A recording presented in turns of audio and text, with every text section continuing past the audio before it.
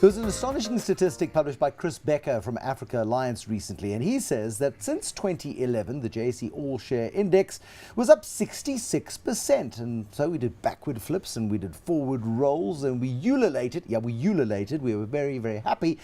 But then he told us that in US dollar terms, well, the market was only up 1%. So the US dollar strengthened 66% against the rand, and that's why most of your global gains on the JSE over the last 4 years are being wiped out by a pathetic currency. This is Tonight. I'm Bruce Whitfield, and tonight we find out how you can hedge your investments against a depreciating rand. Joining me, Mike Brown, the Managing Director of ETFSA, and Dylan-Lee Smith, who's a portfolio manager at Gerobos. You sound like a salt seller. Well, not quite. There we go. A little bit smarter. A little bit smarter than a salt seller. Brilliant. Tell me, Mike Brown, you've been in this ETF game for a long time. ETF, you buy indices, you buy markets. Is there a way of protecting yourself against the currency, other than buying, say, a Satrix 40 product, for example, which you helped develop in the early days, which is most of its components actually generate their income offshore? Do you just buy that and it's fine? Yes, I mean, there's two ways to hedge yourself against the rand depreciation. One is you buy an ETF and you look at what's in the portfolio, what sort of companies are in there. And a classic one is the Satrix Industrial Index. That's the top 25 industrial shares in South Africa, but 75% of that index is really what you would call rand hedge companies. So they're either foreign companies listed on the JSE, like Richemont or British American Tobacco, or they're companies like Naspers that earns about 90% of their money outside South Africa. So all their earnings are in dollars or in global currencies. And when they report that back into South Africa, then in rand terms, their earnings are significantly inflated. So you buy an ETF that gives you exposure to so-called rand hedge and stocks. Has the industrial ETF outperformed the overall market in the last 4 years? Massively. If you've bought this Satrix Indy over the last 10 years, it's given you about 28% per annum return, and the all-share index is about 20%, so it's 8% per annum. So, but the all-share index, of course, has got mining shares and other areas that have dragged them down. So that's the one side of it. The other side is you just go and buy, and there's quite a number of them listed on the JSE, ETFs that actually give you direct exposure to international markets. And the main proponent of that is DBX trackers. Absolutely, the DBX trackers. Let's talk about the DBX trackers in a moment. Dylan, you in this market, you're a portfolio manager in this particular space. Yes. Is it as simple as just buying the Satrix Indy and forgetting about it? I don't think so. I think at the end of the day, I mean, the statistics show obviously that rand hedging is a very important component that needs to be considered by retail investors and everyone involved in the market. But at the end of the day, I think there is opportunity through ETFs to be able to tilt or at least factor a portfolio certain directions. And sometimes okay, you need to explain tilt and factor. You sound like Don Quixote. Sure. I think if you have a specific or certain view in a direction on the way the rand's going to play out over the next while, versus perhaps other currencies globally, you have options available that you can allocate your capital towards perhaps taking advantage of a weakening euro and strengthening rand, or alternatively strengthening dollar, weakening rand. So it's not as simple as just going out there and buying up the Satrix Indy. It's because that's going to give you a very kind of almost distant allocation towards. Mike Brown, I thought index products were meant to take the middleman out of the game, and were meant to empower me and allow me to make my own choices. He's now talking about all kinds of interesting hocus pocus and jiggery pokery. And well, there's room for everything in the market, but ETFs are a really simple way of doing it. You go and buy a Deutsche Bank MSCI World Index. So that's the world, it's the top shares in the world. So you're buying a little bit of the top 1,600 companies and 25 stock markets around the world. And that's, if world stock markets go up, then the value of your investment goes up. If the rand appreciates against the dollar, then the rand value of your investment goes up. So you're hedged both to the extent that you're getting a rand hedge, but you're also getting a direct exposure into international assets. And those things trade on the JSE just as normal shares. They're just as normal securities. So you don't have to get foreign exchange clearance. You don't have to get tax clearance. You don't have to do anything like that. You just buy an ETF on the JSE. For the 99% of us who, if we went to the Reserve Bank and asked for some foreign exchange clearance, they'd laugh at us. Like, come on, please, you don't have enough to get foreign exchange clearance. But there are people who would rather do this outside of the country. So they would rather take their money outside the country, put it in an offshore location, whether it be Jersey or Guernsey or the Isle of Man or wherever it might be, should they be using similar strategies once their money is outside the country? See, my argument for that is that it's a completely acceptable strategy to take that route. Obviously, you have the added layer of applications that you have to go through with the Reserve Bank.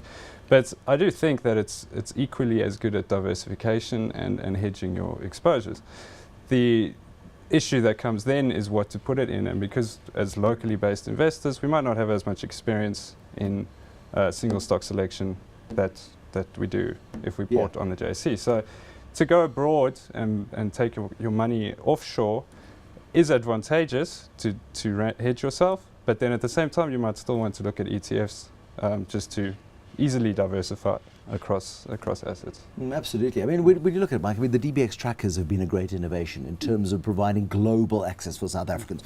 Should most of us be looking to offshore funds, or should we just keep our assets in rands, ride the currency wave, be deluded by the 25% returns we get a year, and forget about the depreciation in the currency? Yeah, if you're going to live in South Africa and your liabilities are in South Africa, then your assets should be in South Africa. So anybody who's looking at a South African portfolio should probably be looking at having about 30% of the exposure into international equities or international risk. That's where the DBX... When you talk about 30% international exposure, because now I've got the Satrix Indy, all right, and that gives me 70% offshore exposure. Now this 30% is on top of the 70% I've got. Yes, quite often you need to look at what your exposure really is, but the Satrix Indy you would regard as a South African investment, because fair enough. It's companies that are listed on the JSE. The DBX Track or the DBX USA fund, which is the top 600 companies in America, you just go and buy one security and it gives you exposure to the top 600 companies in America. Or you can buy a DB China fund or a DB Euro fund. So that gives you that international exposure, but you're doing it in rand terms, you're doing it simply and cheaply on the JSE, and you're getting the benefit. If you take your money offshore, let's say you take your money offshore and the rand is 10 to the dollar, you don't get the rand hedge factor until you bring that money back. Yeah. Whereas if you're sitting in South Africa, every day the rand goes up or down, that's giving you rand hedge protection. But so you have some sort of comfort, perhaps, that you've got exposure in a so-called hard currency. Is any currency hard anymore, Dylan? I don't know. But you can translate it in your own head. You can say, oh, I've got my $10,000 sitting in America. Today it's worth 120,000 rand. Yippee. There's a psychological aspect for many people wanting to take their money and probably take it outside of the jurisdiction of South Africa, and the multiple vagaries, as we heard recently from Raymond Lowe and Yusuf Abramji, were here in the studio telling us about the implosions that are occurring within our democracy. Yeah, I think at the end of the day, it's easier for particularly the retail guys to, as you say, be able to see that they do have this pocket of capital abroad that, should things go awry, they can always count on. And that sense of security, from a professional sense, it might be a little bit overplayed, and they might be just being too serious about it. But at the end of the day, the options in the ETF space that are available both locally and abroad can provide you with the same mix, really, of offshore and onshore exposure. Okay, so keep it local, Mike, bro. Well, the problem with taking money offshore is, your returns are much lower. Yeah. If you get 7% per annum return in the US stock market, that's fantastic, whereas South Africa gives you 20% per annum return. Okay, that's in rands. Yeah. But your liability's in rands. Yes. You're living in a rand country, so you've got to accept much lower returns. Against that, you have the peace of mind that you've got some money abroad, and it's cost you a lot of money to get that out abroad. I mean, absolutely. You're paying commissions, you're paying fees, you're paying duties to the Reserve Bank, depending on how much you want to take out, and all of that sort of stuff. When we look at popular ETFs, I mean, anybody who's got money in the Eurozone right now has got to be nipping. The Greeks are going mad. The Europeans are petrified of a Greek exit. The Russians are licking their lips. We make the assumption that anything sort of north of Cairo is paradise on investment earth. That's why you've got to do a bit of homework. Absolutely. No, they're going to have QE in Europe, and quantitative easing has been massively good for other stock markets around the world. Will the same thing happen in Europe or not? So you've got to take a view on it. But surely if QE works in Europe in the same way as it's done in the United States, it has the same effect on the JSE as well. We've seen the capital flows from around the world lift the JSE to almost illogical historical highs. Well, that's the argument why you might as well keep your money in the JSE, because it's a global market. the Satrix India is really, they call it the Switzerland of South Africa or the Hong Kong of South Africa. You're buying a global it's cold, portfolio. Expensive, yes. and you're sitting in a nice warm country, hopefully without too many power cuts and potholes in the road. So ETFs do give you that exposure internationally through being able to hedge yourself against rand depreciation. The really wealthy people take the money offshore, but the man in the streets, you can get that rand hedge protection by buying ETFs or buying certain shares. The point is you don't have to get too fancy, Dylan. You really don't have to go and pay somebody 10% of your value, of your wealth, whatever that wealth might be, whether it be 10,000, 10 million, it doesn't really matter. You're going to pay a big chunk of that away to get fancy. Get it offshore, So don't get fancy. Okay? I mean, I know you were getting fancy in the beginning. Are you convinced?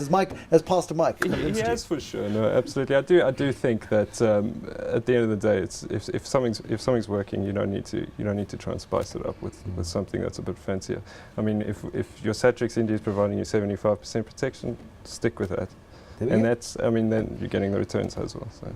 There we go. Gentlemen, nice to see you. Thank you very so much for coming in. Mike Brown, the Managing Director at ETFSA, we should call him Mr. Satrix Indy, and Dylan-Lee Smith, Portfolio Manager at Gerobos. Thank you both for coming in, and thank you for watching. There'll be more tonight, tomorrow. Till then, good night and goodbye.